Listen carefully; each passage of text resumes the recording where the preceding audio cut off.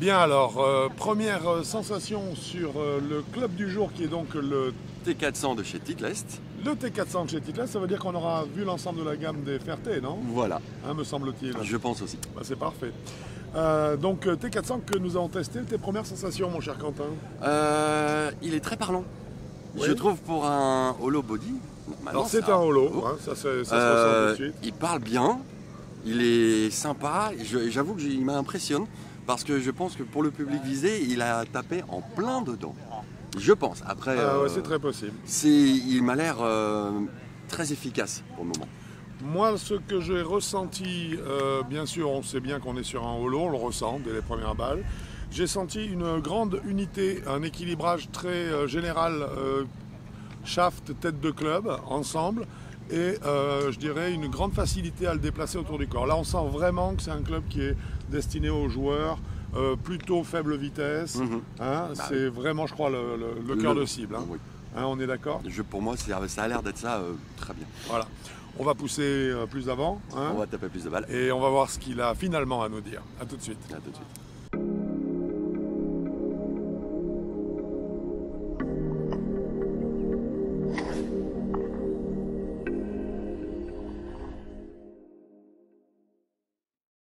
Eh bien donc, nous avons, mon cher Quentin, nous avons fouillé ce T400 de chez Titleist, cette fois-ci, je crois, Un peu fouillé profondément, on va dire. à fond. Hein. Voilà. Donc, Ça, on c'est va fait. pouvoir donc commencer bien sûr son verdict. Mhm. Donc un joli hollow body qui finalise la série 400, la Voilà. série T, pardon, chez Titleist, qui est donc le T400, après les 100, 200, 300, comme on disait en introduction, que nous avons déjà essayé. On va commencer, mon cher Quentin, par la qualité des matériaux. Voilà.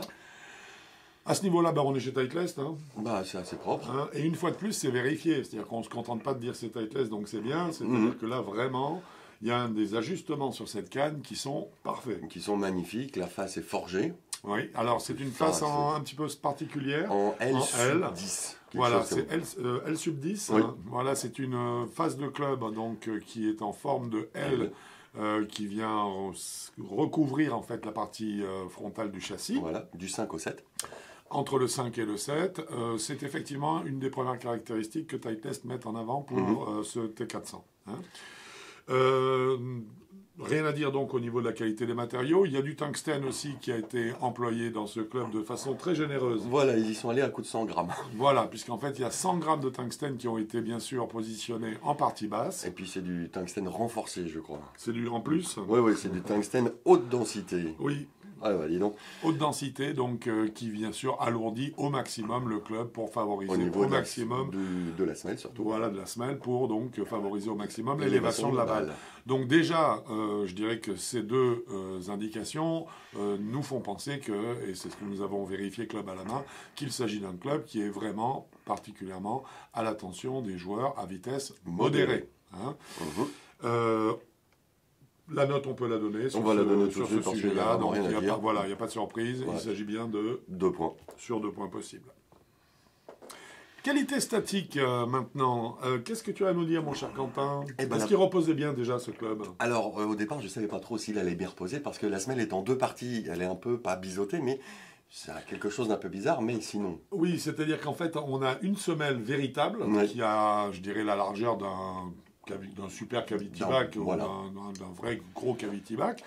Mais en fait, autour de cette semelle, il y a une deuxième semelle qui est légèrement surélevée. Moi, je pense que l'idée de Titleist, c'est de faire que la première nous serve comme on utilise un club normal, et la seconde, moi, je le vois plutôt comme une précaution pour éviter les coups grattés. Voilà, exactement. T'es d'accord avec ça? Je suis absolument d'accord et j'avoue que là, ils ont bien fait leur boulot. Et ils ont très bien fait le travail puisqu'ils reposent parfaitement. Non seulement ils reposent parfaitement, mais en plus, ça aide pas mal au toucher. Voilà, et le club, effectivement, a une très bonne glisse au moment du passage. L'emplacement de balle est bon, Au milieu. impeccable, puisque nous avons testé donc un fer 7 de cette série T400. Mais il y a quand même un élément dont il va falloir discuter, mon cher Quentin. Bah ouais, le loft. Et voilà.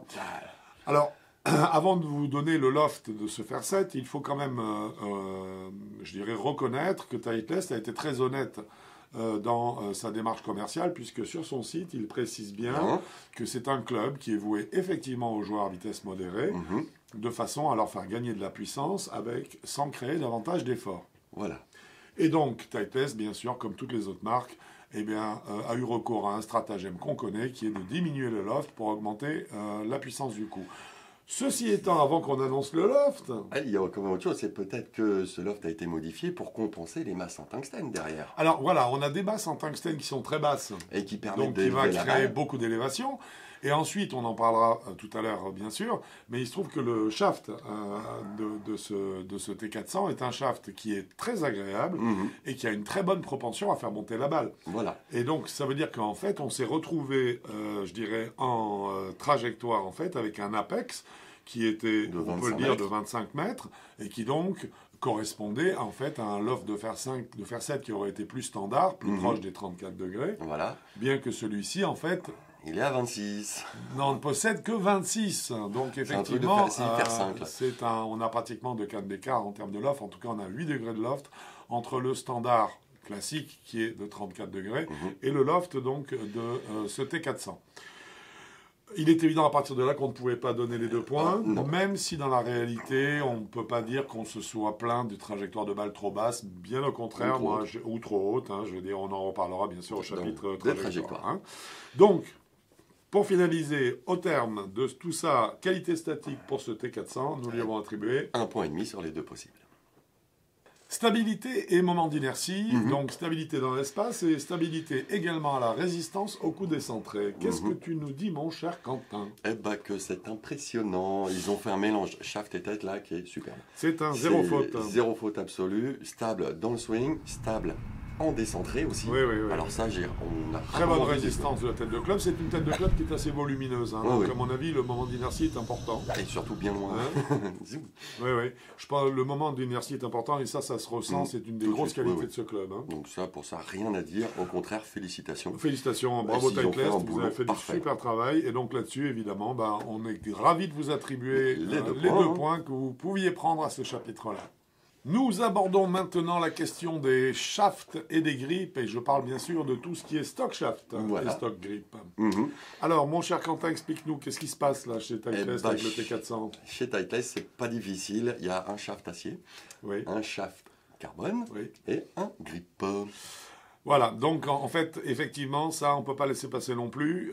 Il y a une grande pauvreté en matière de shaft, déjà ce qui est le plus important quand même.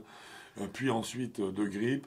Le grip qui est proposé de bonne facture, il n'y a rien à dire là-dessus. Le shaft carbone est parfait. Alors par contre, voilà, ça on en parlera juste après, mais par contre sur les grips, le grip est correct, mais par contre vous ne pourrez pas avoir sans supplément un type d'accroche cordé ou semi-cordé qui vous convienne. Donc déjà, ça nous allons minorer la note de ce fait, mais également donc au niveau des shafts. Alors un shaft acier, un shaft acier, un shaft graphite. Surtout que j'aimerais qu'on précise franchement, le shaft acier, en fait, on se demande à quoi il sert. Parce que là, c'est pas du tout pour les joueurs qui vont jouer de l'acier. C'est exactement ça. Je crois que ça a été mis par principe et puis c'est tout. C'est uniquement ça, puisqu'en fait, ce club, on l'a dit, a une vocation pour aider les vitesses modérées. Il est évident qu'à ce niveau-là, un shaft carbone est à la fois plus maniable et peut-être un peu plus nerveux qu'un shaft acier. Et puis surtout parfaitement adapté. Et puis celui et là, qu'ils par ont choisi, contre, il faut dire que le stock shaft qui est proposé sur ce T400, celui-ci qu'on a essayé, il est franchement de très bonne qualité et il est parfaitement adapté à cette tête de club et je dirais à l'équilibrage général de cette canne.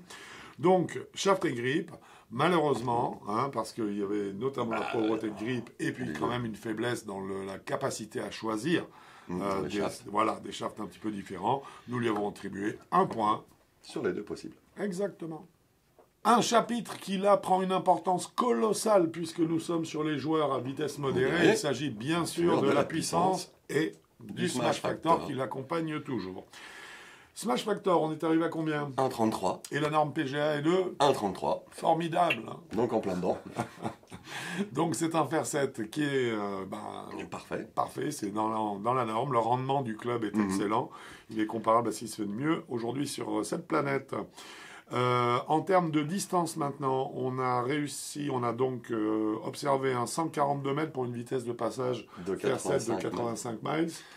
Donc c'est un très bon rendement. Donc le smash factor est de 1,33, mais par contre ça veut dire que c'est quand même, reste quand même malgré ça un club qui peut une canne puissante. Voilà, exactement. puisque sur des grosses vitesses, c'est toi qui les as atteintes, hein, bien sûr, les plus grandes vitesses, je crois que tu as réussi à 165, 166 mètres. Oui, c'est gros. Moi, c'est mon fer 6. Voilà, donc c'est un club qui avance très bien. Donc puissance et smash factor, aucun souci. On lui a bien sûr donné 2 points. 2 points. Et si nous parlions de backspin... c'est important, c'est ce qui fait voler la balle. Nous avons noté avec ce T400 de chez Titleist un taux de backspin moyen sur l'ensemble de la séance de 6635 tours minute. C'est la norme. Un peu Alors, en dessous. on est un peu en dessous et ça s'explique très bien. Parce qu'en fait, on est en recherche de puissance. Oui, donc si on met trop de backspin... Si on augmente le backspin, forcément... la balle, c'est bien qu'elle vole pour qu'elle aide vers le haut. Voilà. Si on diminue le backspin, par contre, elle va prendre simplement, je dirais, une trajectoire qui va être liée au loft du club. La trajectoire est plus neutre, la balle ne ralentit pas parce qu'elle ne va pas à contresens par rapport à la résistance de l'air. Donc, ce qui fait que forcément, on a un gain de puissance. Donc, il était logique que Titleist travaille pour diminuer le spin, pour que vraiment ce club, je dirais, colle à sa vocation, qui est donc de créer de la puissance pour les joueurs qui en manquent. Voilà. Fort de ça, au niveau du spin, bien sûr. Il prend les 2 points. Exactement, et c'est bien fait. Nous allons parler maintenant de trajectoire de balle. Alors, juste pour le préciser, on l'a dit tout à l'heure, l'Apex était à 25 mètres. On a eu un launch angle, donc un angle de décollage moyen. Avec ce Fairset T400 de 16 degrés. Trajectoire, vas-y, qu'est-ce que tu as à nous dire? Parfait. Fantastique. Juste un mot, pour moi c'est fantastique. Parfait. Alors moi, c'est un 26 degrés qui envoie des trajectoires de Fairset réelles. Voilà, et surtout sans aucun effet de cloche. Non. Je veux dire, on n'a pas du tout l'effet de cloche, on a une balle qui part droit comme un i, droit comme un trait, et qui va aller flyer jusqu'au moment où elle va redescendre tranquillement. Et ensuite elle va redescendre tranquillement avec... c'est vraiment des trajectoires de balles qui sont surprenantes pour un club qui a ce type de construction et d'architecture, puisqu'on l'a dit, il s'agit d'un hollow body. Il s'agit vraiment d'une trajectoire étonnante pour un club qui est fait pour augmenter la portée du coup, puisqu'en fait généralement pour augmenter la portée, on arrive, voilà, ça grimpe, mais ça grimpe, je dirais, en arc de cercle. En fait, c'est vraiment un dôme. Là, pas du tout. On a vraiment ce trait. On a l'impression cette fois-ci de jouer même à vitesse plus réduite, de jouer en fait du golf performance. Voilà. Et tu parles de golf performance, justement, dans les trajectoires. Là, les effets latéraux sont pris. Alors, absolument. Pourquoi? Parce qu'on l'a vu tout à l'heure, le taux de spin est un petit peu plus faible que la norme, qui est de 7000 tours, en fait, pour un Fairset. Normalement. Voilà, donc on est un petit peu en dessous. Ça veut dire que le club forcément, la balle, est un petit peu plus sensible aux effets latéraux. Voilà, donc ce club est aussi destiné, apparemment... Donc ça veut dire qu'on s'amuse avec ce club. Voilà, c'est pas un club qui feutre tout, qui annule tout. C'est un club où, si le joueur aime bien faire des petits effets droite-gauche ou gauche-droite, il peut le faire. Là, le club retransmet, c'est excellent, bien que ce soit un hollow body. Donc, en tout cas, au niveau de ses trajectoires de balle, aucun doute. Il a pris 2. On lui a donné les 2 points qu'il méritait. Voilà, pendant les dents. Et voilà. Feedback. Oui. Retour de sensation. Ce que nous donne ce club, est-ce qu'il nous permet d'identifier la zone de frappe? Oui. Oui, absolument. Il est très... Alors, il est lisible. Il est très parfaitement lisible. Oui. C'est pas un grand livre ouvert tout parfait. Non, mais bon, c'est un hollow body. Il est très lisible, mais par contre, voilà. On sait où on a tapé la balle quasiment au millimètre près. Et mais ça, par contre, on a une petite sensation de feutrage liée au hollow body. Moi, je dirais pas de feutrage. Moi, je dirais un peu de creux. Ah oui. C'est pas un feutrage. Non, c'est pas ça n'enlève pas parce que le toucher est très propre, on sent vraiment là, tu vois ce que je veux dire? Oui, tout à fait. On sent très bien les petits écarts de contact par rapport vraiment au sweet spot.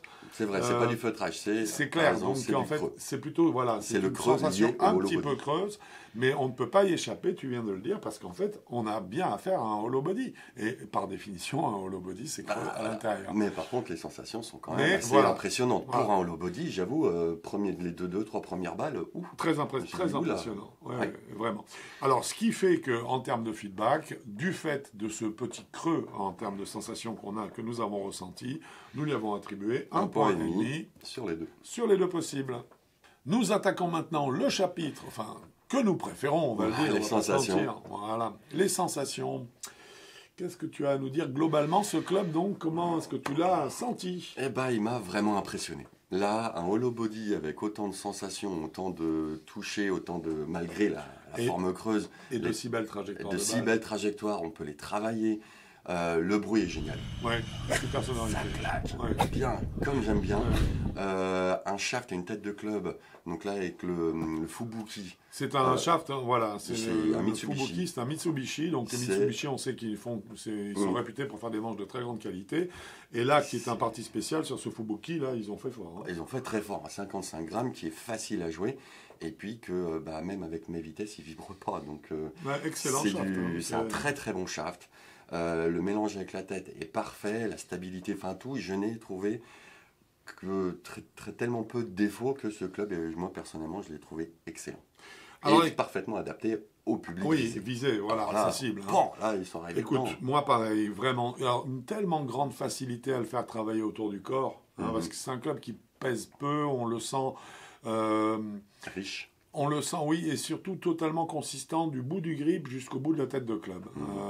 C'est dans les clubs qui sont des clubs pour les joueurs qui recherchent plus de puissance, c'est un club qui pour moi n'a pas d'égal, je pèse mes mots, qui n'a pas d'égal à partir du moment où vous êtes un joueur qui n'utilise pas trop les poignets pour swinger le club. Si vous êtes un joueur de bras ou un joueur de corps, ce club-là est fait pour vous. Si vous aimez bien, parce que peut-être justement perte de vitesse, si vous voulez essayer de la rattraper, si vous aimez bien utiliser vos mains et vos poignets, donc pour ça, à ce moment-là, nous connaissons chez Avigolf un autre modèle qui sera peut-être plus adapté. Je suis certain que tu vois auquel je pense. Tout à fait. Voilà. Par contre, si vous aimez bien sentir que je dirais que ça n'est pas la tête de club qui travaille, mais que c'est l'ensemble du club qui vient dans la balle, c'est un zéro faute. Allez. Bon. Au bout du compte, ça, on n'a pas pu nous empêcher de donc, à ce chapitre-là où nous avions 4 points à distribuer, lui pris les 4 points. Mérité. Exactement. Mon cher Quentin, tout cela, ça nous fait une note au total de 18 sur 20. De 18 sur 20. Mais c'est extraordinaire. Voilà. C'est une note magnifique et qui est largement méritée. Amplement. Gamme de joueurs. Alors, gamme de joueurs, c'est tous les joueurs en fait qui sont à vitesse modérée. Donc maintenant il nous reste à donner son prix. Le prix en shaft acier, même si pour nous c'est un hors sujet. C'est un hors sujet. Existe quand même. Ce club, je ne vois pas son intérêt en acier. Non, mais c'est le même prix en acier ou en carbone. Donc c'est 239 € le club. Il existe du 5 au pitch et il y a 2 wedges encore jusqu'au 55 degrés. Ouais. Droitier-gaucher. Droitier-gaucher. Parfait. Voilà. Super. Et alors il y a 2 wedges derrière. Il y a 2 wedges derrière, donc ça va jusqu'au 3. Puisque il y a le pitch, le wedge 1, wedge 2 et le gap wedge. C'est ça, voilà. Ça. Donc on a 3 wedges en plus. On a de quoi faire avec ça. Oui, largement. Ouais. Voilà. Largement. C'est parfait. Mon cher Quentin, ce fut un plaisir. Plaisir partagé. Écoute, bien sûr, quant à nous, si ce test vous avait plu, n'hésitez pas à l'indiquer. Hein, voilà, un petit pouce. Par exemple. Si vous avez besoin de renseignements ou de vous abonner, tu as raison, c'est là, j'aime bien, parce que maintenant je sais que c'est ce côté-là. Depuis le temps. Vous abonner, c'est ici. Et sinon, si vous avez besoin d'avis ou de conseils pour, bien sûr, votre matériel de golf, n'hésitez pas.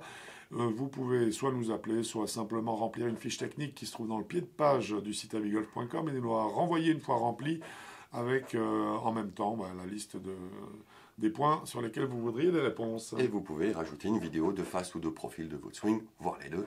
Là, c'est le paradis. Là, comme ça, c'est facile. Hein. Mon cher Quentin, mon cher Franck, on se voit bientôt sur un parcours. Ou sur avigolf.com. Par exemple. Bon golf à vous. Au revoir.